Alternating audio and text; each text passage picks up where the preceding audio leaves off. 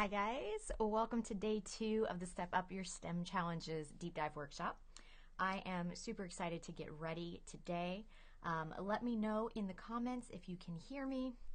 It does look like maybe, there we go. It's just making sure I actually went live. Okay, so the agenda is off in the corner here. Actually, I'm going to make it a little bit bigger for a second. Let's talk about what our plan is for today.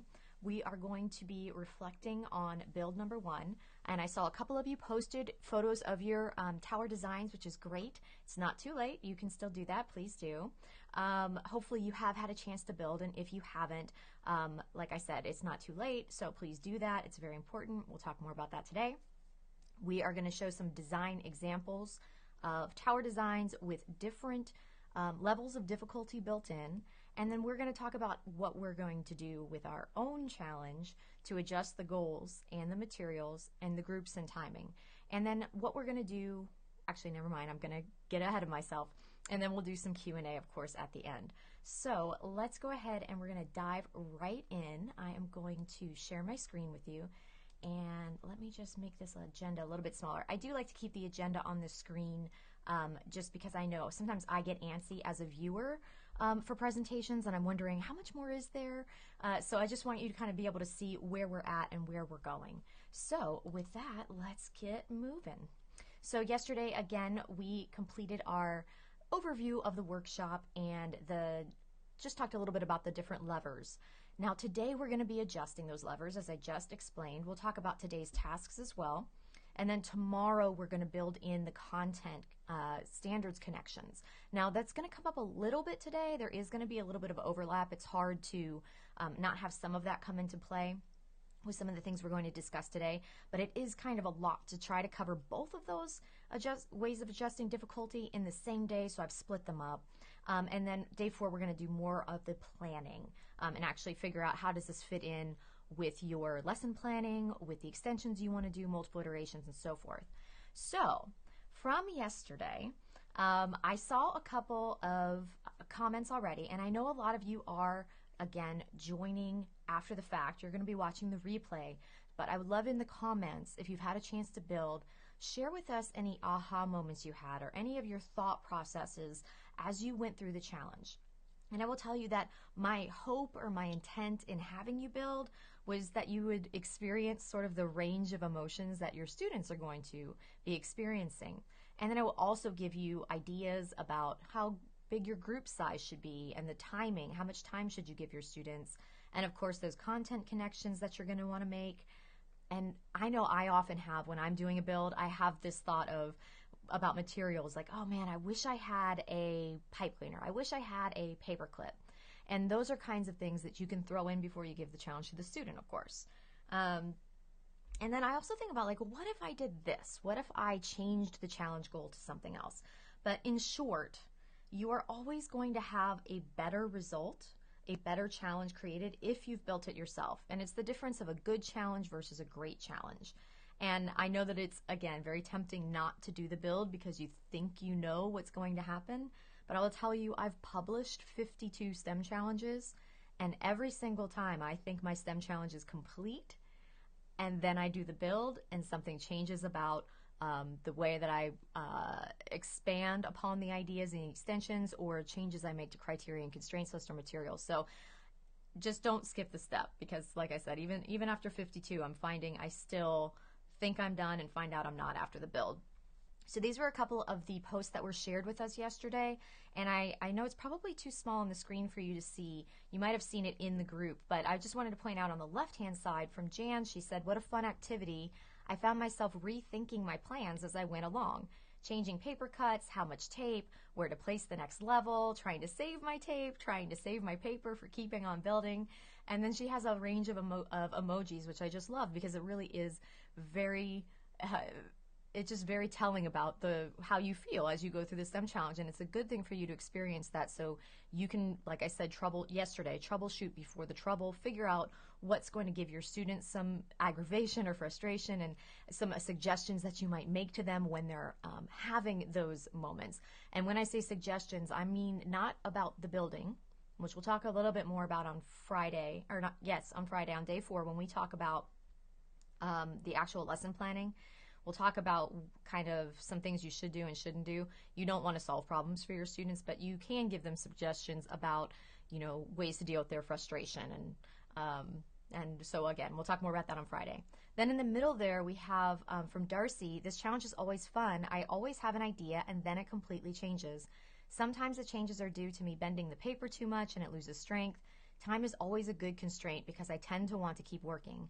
Having more hands could be helpful too. No more than 3 students with this build. My tower ended up being 43 inches. And then you'll see on the right-hand side, that's an example of mine. And one of my aha moments here is that, again, as many times as I've done this challenge and other challenges, I can't even tell you how many times I've built towers. And anytime I'm going to make a major grade level change, I will rebuild the tower because I'm thinking with a new framework, right? I'm thinking with new content standards. I'm thinking with a new age group. So anytime I would change age groups, I would do this as a rebuild. And since I was doing this with adults, I'm doing this with teachers, I decided I should redo this challenge because I'm going to be thinking about it from a different perspective. So what surprised me is I decided, well, I've done so many of these tower challenges. I want to do something different. And I ran out of time. I had one idea on the right-hand side, and it wasn't quite stable enough to build all 4 pieces that way.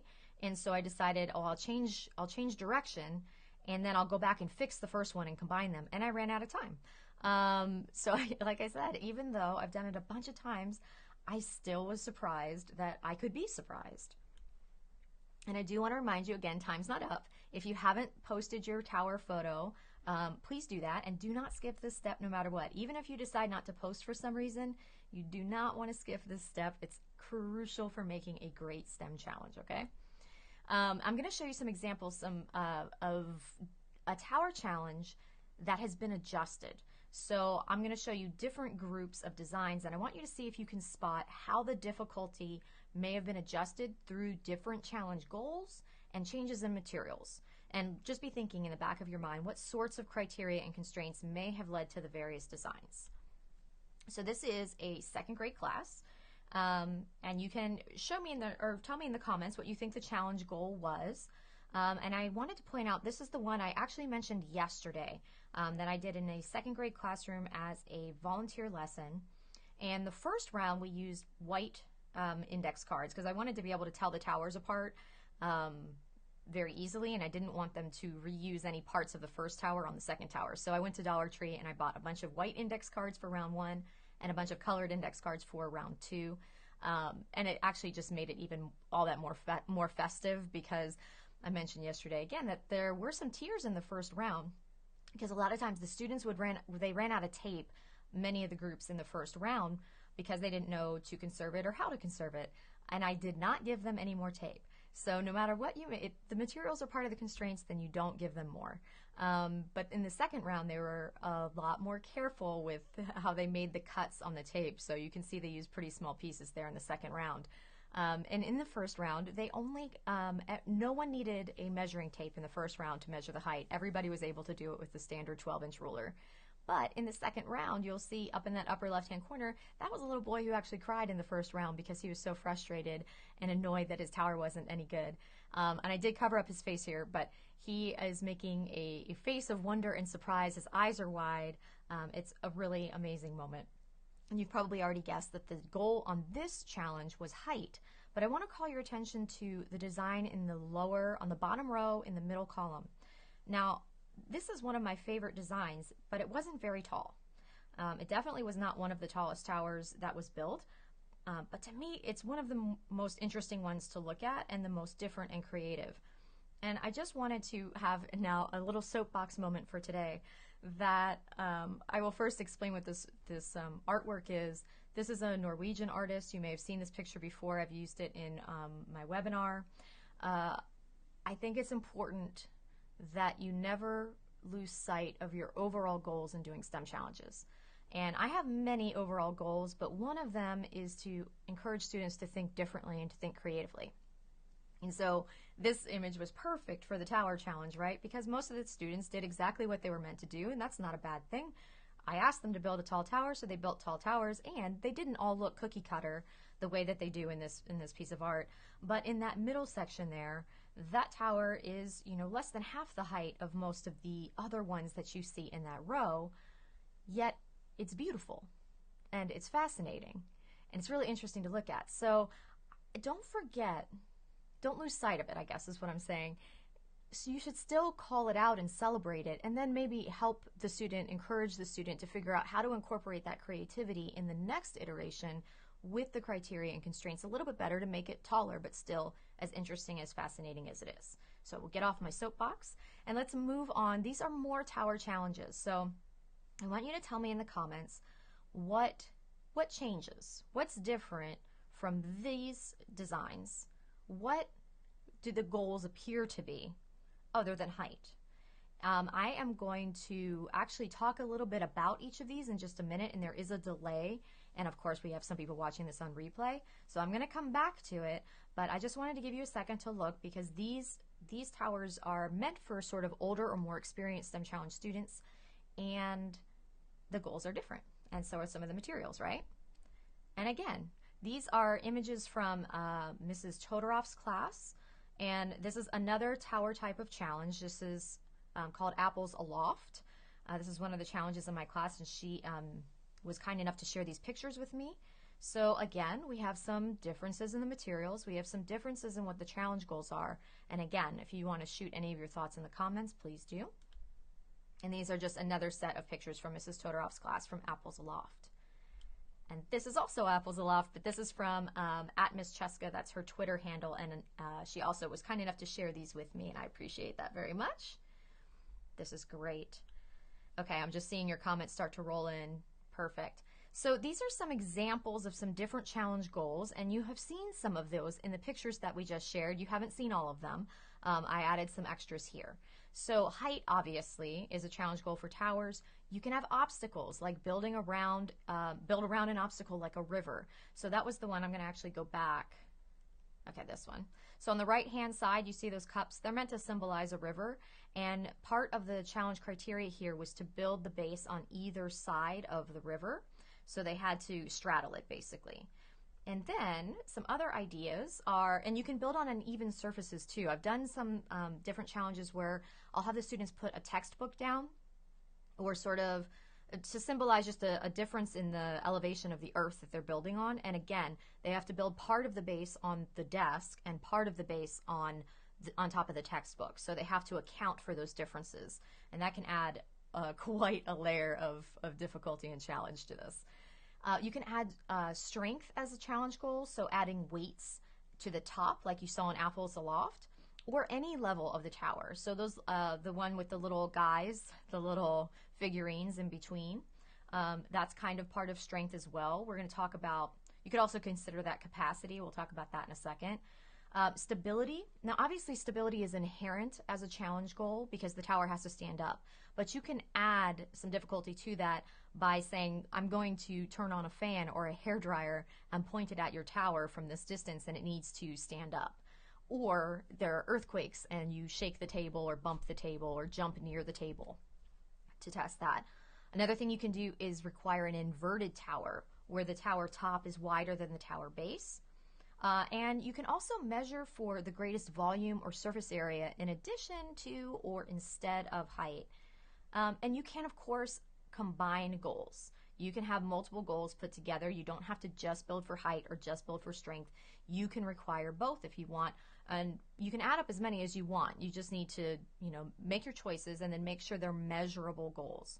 So obviously with height or volume or surface area, you're going to do measurements and calculations. For strength, you can weigh up whatever it is that is being held. So you're basically measuring for weight or mass. For capacity, you could do how many of whatever it is fit in or on the tower. So that's the image that you see there on the right. So, and you can measure this in different ways. So you can actually say, the points or whatever awarded for this challenge are going to be a combination of height plus 3 times however many little men you fit on the tower. So on the right hand side we have 1, 2, 3, 4, 5, 6, 7 guys on the tower. So you can either give like maybe 1 point for each person on the tower plus however many inches the tower is high, that's your total score. Or you can again give more points if you want, 2 times the men carried on there. Or where you can use base 10 blocks, you can use anything, right? Anything you have in the classroom. You don't need to buy special materials, but you can change these goals up and make it a little bit more interesting, like I said, than just a height challenge. There's nothing wrong with a height challenge. You can just make it more interesting. Stability, again, you can turn a fan on it or do a table shake. You do want to decide how is success measured. So, for example, if you turn on the fan and half the tower falls down, is that total failure, or are you doing failure based on, do you just measure it after whatever the event is, the fan or the earthquake, and that's their total score? So it's not like a total success or a total failure if something does or doesn't fall, right? I do like to give them partial credit for, I expect some of it's going to fall down. So sometimes I'll do, height before the event, height after the event. And then, you can do all kinds of things. You can create all sorts of formulas. And I do sometimes create more complex formulas in the upper grades as just another way to throw in some math extensions, right? And sometimes I like to throw in goals for beauty or for creativity if it's never before seen. Sometimes I ask for a design that has never been seen before.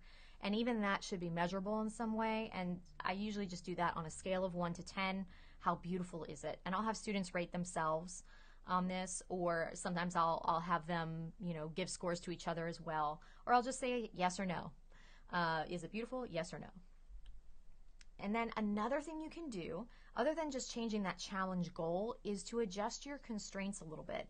So materials and time, I'm going to talk a little bit more about each of those individually coming up. But if there's a criterion to build multiple towers, so sometimes when I put students in groups of, let's say, 4, I'll then really split those into 2 partner groups and have them build 2 or more towers, right? And the number of times certain base shapes or 3D solids can be used is something I can constrain. So I can say, if you use a cylindrical base on one of your towers, you may not use it in the other. Or between both sets of towers, you may only have up to 3 cylinders or up to 4 rectangular prisms. Whatever it is you want to use is fine, but when you add that in, it makes it more challenging, but it also sort of powers up the necessity of collaborating within and among the groups, right? Maximum number of cuts. So you could, on this challenge, if you're using one piece of paper, as we did yesterday, you could say you're only allowed to draw in 3 lines on your paper, and you may cut those lines and then turn in your scissors. You're not allowed to make any more cuts, which would mean and then you would have to be specific if you would allow them to make any tears after that. I usually do. No taped base or no tape at all is another way to adjust your constraints. And you can ask them to actually build within some confines. So, and if you have other ideas, please share them in the comments, whether you're watching live or you're watching after the fact. Share your ideas. So this is an idea that I had to have students build within the confines of these shapes that you see here. So I just made some different templates, and I just whipped these up, and I will make them available to you in the master Google file that has links to everything. These will be linked for you, so if you want to use them or add to them, you can. But here's some ideas I had for this. Have students build any shape towers that they want to do, as long as the bases of those towers fit within the confines of the shapes. You could require base shapes match the template shapes. Ask students to create their own templates, and then you have basically a ready-made center for early finishers, sub-day lessons, and stuff like that. And they love using templates that I haven't done this particular thing, but in general, when I've asked students to make something to go along with a challenge that I can use in centers or sub-day lessons after the fact, they love using things that they've made themselves and that their peers have made. You can put the templates in a bag or just number them or whatever, and then let each team draw out a different one, and so each team is building on a different template. You can give each team multiple templates on which they must build a tower, have them predict which template will result in their best tower before they start, and then of course after the fact they're going to reflect on whether they were right or wrong and what might have been surprising to them about that. And then for templates with multiple shapes, you could allow students to actually cut out the shapes and place them where they want, as long as the template's shapes don't touch or overlap each other. Okay, and one other thing I want to say about constraints is it's a good opportunity to add in size constraints. If you know you don't have a lot of space, table space or desk space, to put these towers on after the fact, let them know the base shape may not exceed, or no dimension of the base shape can exceed whatever the amount is that you can tolerate having in your class, right? Maybe that's 6 inches, maybe it's 12. Although 12 would be hard with the kind of towers we built yesterday, right? It's not as big a deal with tower challenges because you can pretty well control it based on the materials you give them to start with. So let's talk more about materials. So you see in the upper right-hand corner, that's a typical challenge for me for a tower challenge. I'll give them some tape, some scissors, index cards, and a ruler and or measuring tape. And I get my measuring tapes. I just go to IKEA and I take their measuring tapes because they're free. And no one has ever stopped me or had a problem with it, so I figure it's just fine. And if they get lost, it's no big deal, right? To just go and pick up some more. I'm at IKEA plenty, probably more than I should be. Okay, so for base materials, you can make a lot of changes. You can use copy paper like we did yesterday, cardstock, index cards, business cards you saw in some of those pictures, tissue paper, which is really interesting because it's really hard to do since it doesn't really have much structure to it, cereal boxes or like empty tissue boxes. I like to reuse, trash whenever I can because it's free materials, right? File folders, especially, again, this is something like, you when you're cleaning up your desk and things like that, sometimes you have a lot of file folders that are sort of like a little worse for wear and you want to get rid of them, but you sort of feel bad because it's wasteful. That's a great thing to use for a tower challenge. Give every group one file folder that you wanted to get rid of and you were just going to recycle anyway. So reuse it before you recycle it. I've used Valentine's Day cards. And then of course I have like different things I'll bring in for weights. You see in the bottom picture there, it's a little bit more, that's what we use for Apples Aloft. So you can make it more complicated and more interesting and add things to it, but you can keep it really simple with all those other ideas as well. Sometimes I'll add in some things for support, string, pipe cleaners, rubber bands will work as well to sort of help, like just for support, like I said. You can also use foil sheets. You could basically repeat the same exact challenge every day in a row, just using a different base material, and that can produce some really interesting results and interesting reflections for the students as well, because they might, again, I always have them predict what they think will be the best or how tall they think they'll be able to make something, and then and we'll talk more about that on Friday, the reflections and the analysis that come after a design. And another thing you can do, which is really fun, is actually have students earn their materials. So this works really well if you're using like index cards or business cards as your base material, because it's easy to sort of just like give one out at a time for different things. So for example, if you were playing, let's say you were doing a review game for a math test that's coming up, and sometimes I'll have students play that, or even just like practicing math facts or whatever. So something fairly quick or whatever, and for teams that get the answer right, they get an index card or a business card, and you keep going, so they're collecting these cards as they go. You can also do it as a way to build classroom community, like if you have like a caught being kind, so every time somebody does something kind for somebody, you give them a tally point or whatever, and then when the challenge comes, they get a card for each tally point, or you literally give them the cards that they collect over time, but sometimes they lose the cards, so that doesn't always work very well to do it that way. You could even just, if you don't want to like watch over a week of them doing kind things, you could even just have them write a compliment or a kind word for their classmates, and as many as they can come up with is as many cards as they get. You could have them do sight words. So every sight word that they read, they get an extra card, or it could be about how many days of homework did you complete this week, or how many compound sentences could you write, or how many, if you want to incorporate some PE, how many laps did could you complete today during PE, or push-ups or jumping jacks. You get the idea. And then you could even add this into a discussion after the fact about how small efforts add up, because you should be able to visibly see it, right? So if you're in a group where people have done a lot of laps or push-ups or kind words or homework completion or whatever, then their towers should be larger because they should have more materials in that group, right? Typically, I start every group with the same amount of materials, but in a situation like this, I might use it as a way to start a discussion about how your small efforts over time add up and lead to great things, right? So that can be like a very powerful sort of teaching moment. Again, with materials, I do think repeating the challenge, the same exact challenge using different materials, can be really interesting, and you want the students to compare, contrast, analyze, and reflect on what changes and why they think it changed. but don't break the bank. You want to use donations, clean trash as much as you can. So clean trash are things like, the cereal boxes or the tissue boxes that are left over. You can also create an Amazon wish list and a parent request letter. I have a copy of an editable parent request letter for donations that is in that little resource you see, STEM Challenge Starter Pack. And that is linked in the Google Doc. It says getting started with STEM challenges, I think.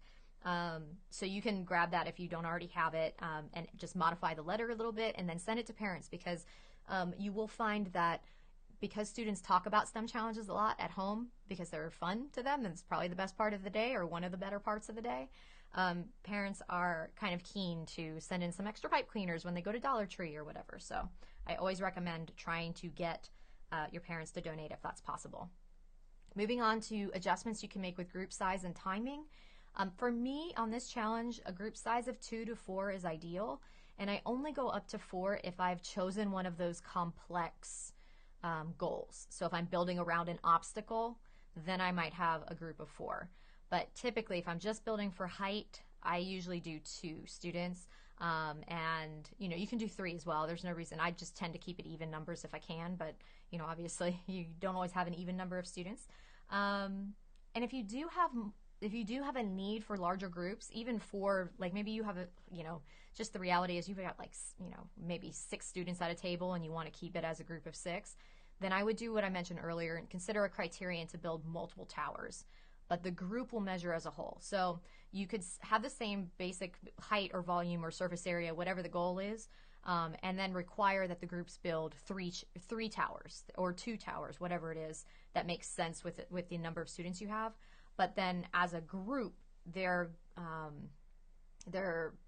points or whatever are amassed by a combined height or an average height, so that each part of the group matters and contributes to the overall goal. Younger students, you probably do want to adjust the time, give them more time. Younger students might need 20 to 30 minutes. Older or more experienced students can manage this in like 10 to 15 for if it's just a classic height challenge. And one thing to keep in mind is it's not always about age. Sometimes it's about experience. And experience is usually the more important factor than age when it comes to the time of your STEM challenges and even the complexity. I've said before that some of my second graders, by the time we get to mid-year, I would do things with them that I might not do with starting 5th graders who just don't have the experience. So keep that in mind, and I always tend to err on the side of it being maybe too much of a challenge or too hard, and then pull back if I need to. We'll talk more about that later. So what you're going to be doing today, your tasks, your homework for today is to brainstorm content connections from multiple subject areas. So you might have already, looking at the examples that I gave you for adjusting the goals, materials, and timing, you're going to have a start for what's going to be your criteria and constraints list. And then tomorrow we're going to be building in content connections. So as a preparation for that, what I want you to do is basically, I don't want you to research. I don't want you to be ultra specific. I want you to just do the stuff that comes to mind. It should be a quick brainstorm, like 5 to 10 minutes. And you don't need to limit yourself to your grade level, because we are going to have, we want to be flexible, and we do have a shared doc that we are going to put up. And I don't think I pulled a picture of it, but maybe I'll pull it up during the Q&A after I pop back on. And then you're going to, like I said, create a criteria and constraints template. I have a template that you can use, or you can create your own. And understand that this is a draft, what we're going to be doing today. You're probably going to tweak it and change it tomorrow, and maybe even on day 4.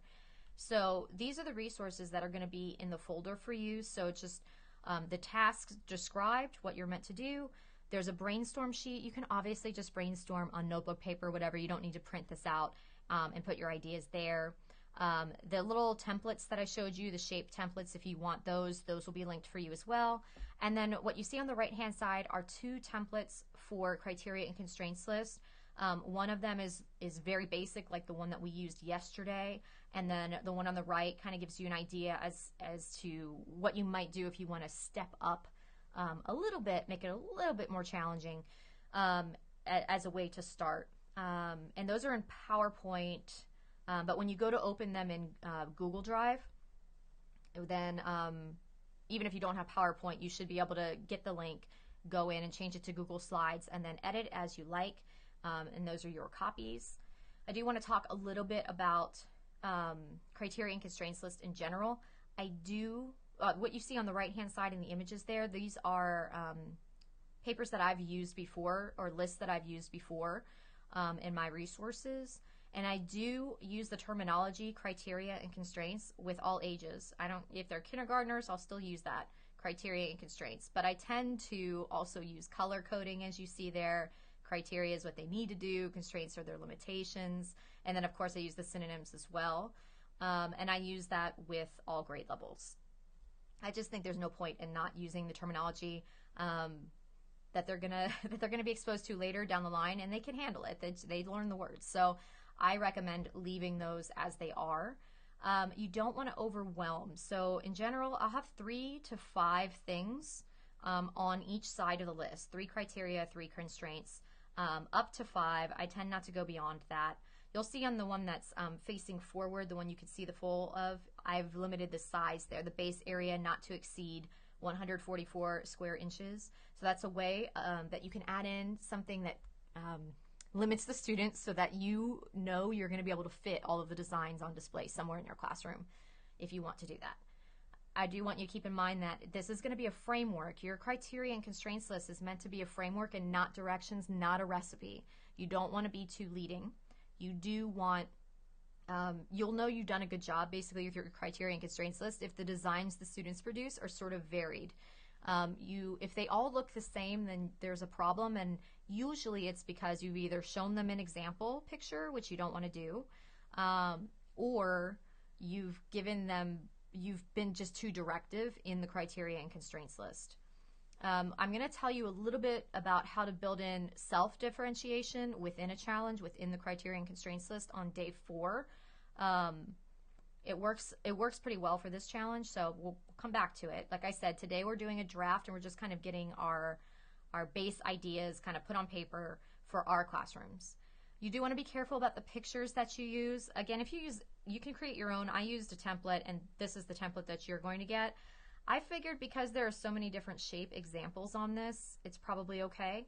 But you do want to be careful. And I never use photographs of actual past designs or anything like that. I never show them example pictures because they'll try to replicate what they're seeing instead of creating something new. This has been okay. What I've got here in these pictures has worked fine. I haven't had students try to sometimes some groups will try to recreate something that they're seeing there, but you can also make tweaks within the criteria and constraints list to say, for example, on this one I might say that the top of the tower may not be a pyramid, or it may not come to a single vertex. Something like that disallows them to create something that looks exactly like the picture, basically. Or you can throw in the thing about it's never before seen. You're creating something that's never before seen, and so if they're seeing it on a picture on the criteria and constraints list, then it's automatically disallowed. So you can still have some decoration. I do like to have images on my criteria and constraints list because it looks nice. So you can still do that and kind of work around it so that the students don't do, direct replications of what they're seeing.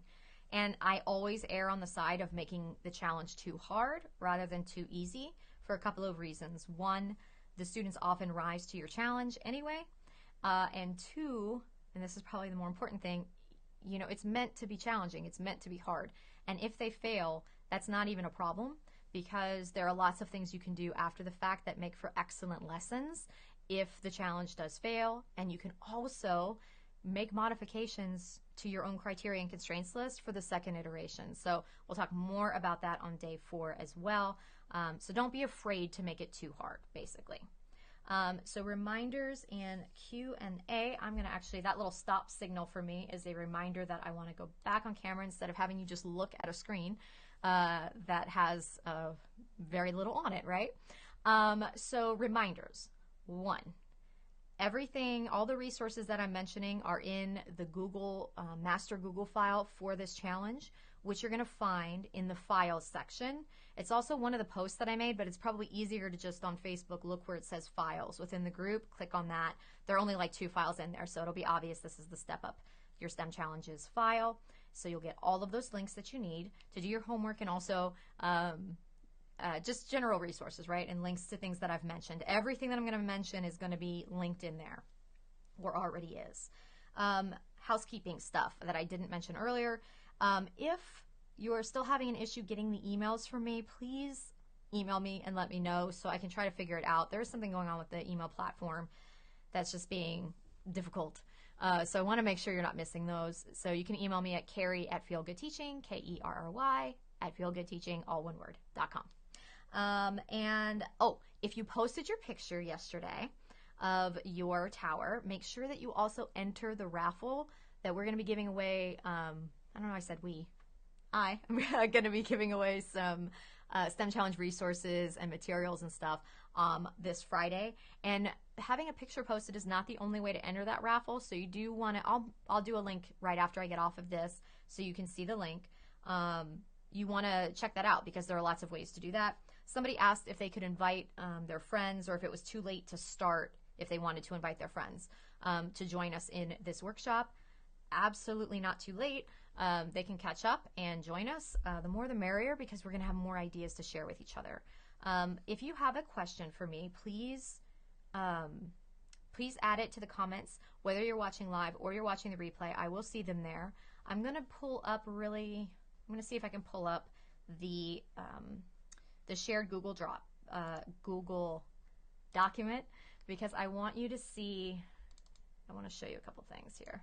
Okay, yeah, let me share my screen, and I need to share, sorry, I don't want to show PowerPoint, like figuring this out as I go. Here we go. Okay, so this is where we're going to share our content ideas, and down at the bottom here, you're going to see grade level tabs, or range, kind of grade level ranges. So if you have an idea for a math connection for K1, just jot it in here. It doesn't need to be, super, detailed or anything like that. This is, again, just part of the brainstorm.